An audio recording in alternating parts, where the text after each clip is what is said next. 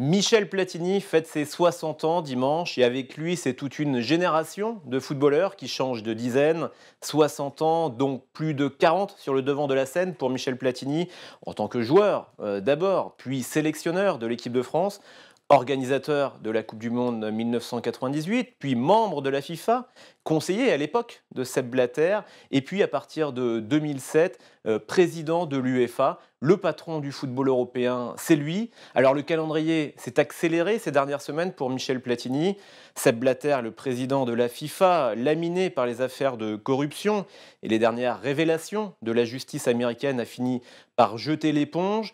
Sa succession est désormais ouverte. Il n'a pas encore officiellement démissionné, mais une nouvelle élection doit avoir lieu d'ici la fin d'année.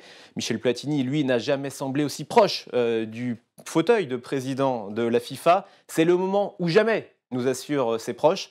Et pourtant, Michel Platini en a-t-il vraiment envie? Il sait que le temps de la campagne électorale est aussi le temps des attaques personnelles. Prudent et méfiant de nature, Michel Platini se pose donc des questions.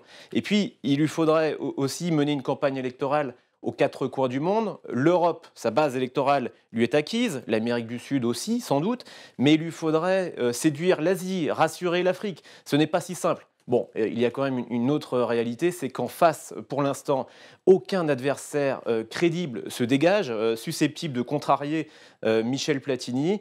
Reste donc cette décision très personnelle qu'il doit prendre à 60 ans. C'est sans doute la plus difficile de sa carrière.